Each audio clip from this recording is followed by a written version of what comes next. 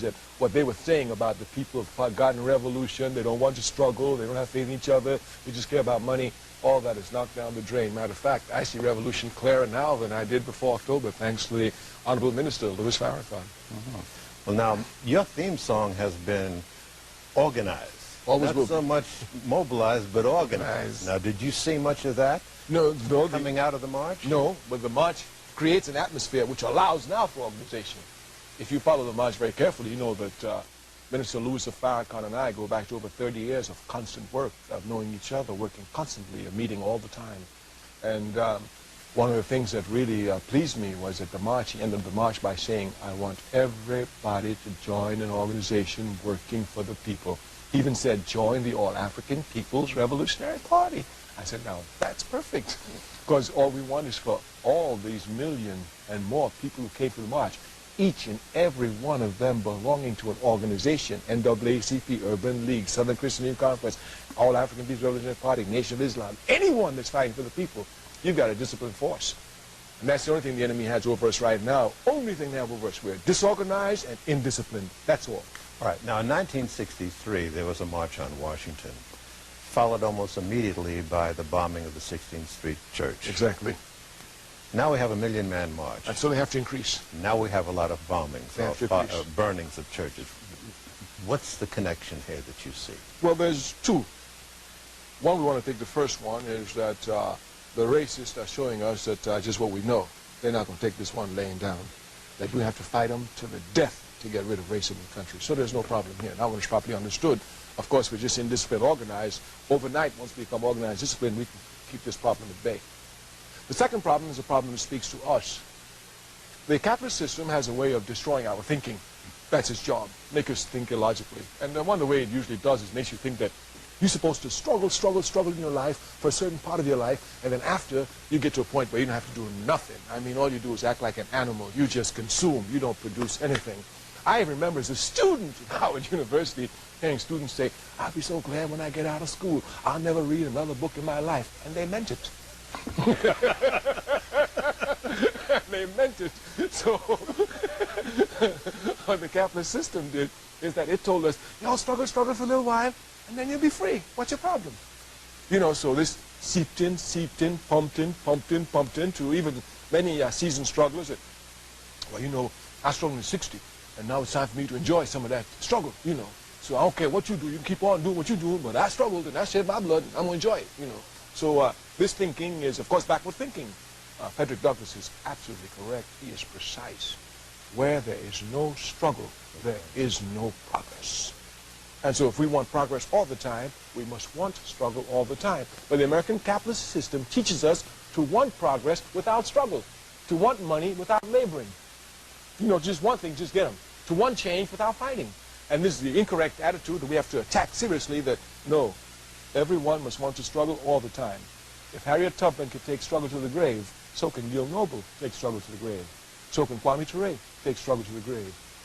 So can Ms. Bowen take struggle to the grave. And everyone must take struggle to the grave. So we must not look for a time where we do less struggle. On the contrary, we do more struggle. I'll be 55 in 3 days, 29th. Yes. And the other day someone was saying to me, oh, you're an old man now. I said, yes. I said, don't you want to be a young man? I said, no. I said, because what it used to take me 2 weeks to organize, I can organize in 2 minutes right now. And I'm working on 2 seconds. Can you give me a dispassionate clinical critique of your movements here in this country during the civil rights movement? What mistakes do you think you made? Oh, well, what are you proudest of? There are many, many mistakes. Of course, the thing I'm proudest of is my constant struggle for the people.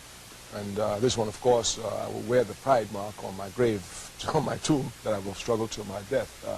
I think this is the most important because our people in their struggle have the character of being spontaneous. I mean, I'm a revolutionary. You know what I dream about? Not what King dreams about. I dreams about bringing about urban rebellion in this country.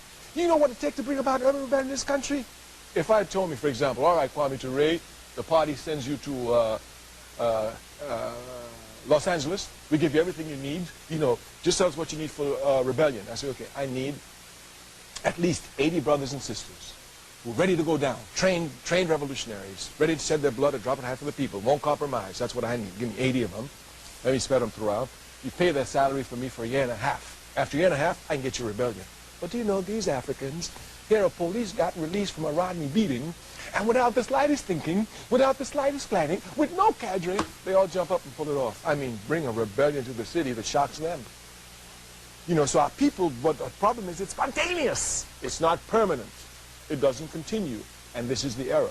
So some of the errors I've made in my life that I've been correcting is that I've aided spontaneous activity which had nothing other than spontaneity as its end. It wasn't leading anywhere. So, of course, I'll stop that. I rectified that error. But I've made a lot of mistakes here. And I think one of the biggest mistakes I made in the 1960s in SNCC was that I saw the importance of ideology, but I didn't recognize the necessity to wage a struggle for it inside of SNCC. That was an error I made. All right, there's some more I want to ask you on that point, but we do need to take a break. We'll be back right after this. Spontaneous. You're arguing that fundamental revolution really needs to be thought out very carefully. It has to be properly planned. Revolt, rebellion is not thought out, but revolution is. Revolt, rebellion only seeks to vent the anger against the system, but revolution seeks power. And I've been on power since I was a kid, and I haven't changed yet. We need power, and revolution is what brings power. You seize power, revolution.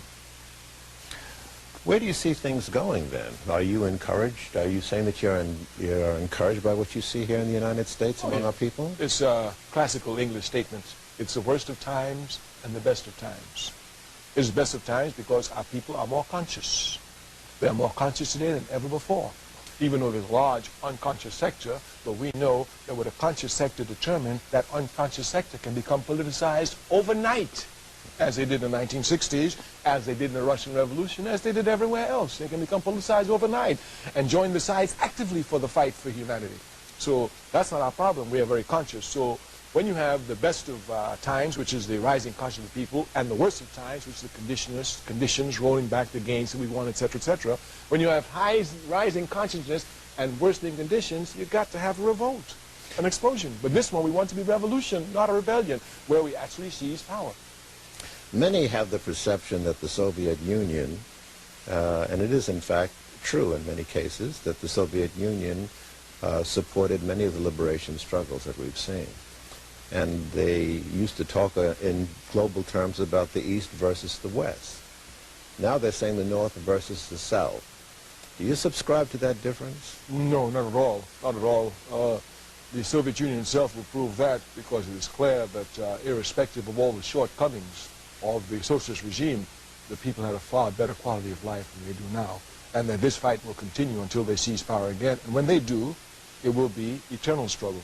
This time they will not turn it loose. When you say quality of life, you mean that now they have organized crime there and there's, you know... Quality of life, just like in America. I mean, insecurity total. No security, no health program, no insurance that your children will go to college if they want to, because nothing, all of the things, rent is costing, I mean, it's just completely, it's dog eat dog. It's New York City.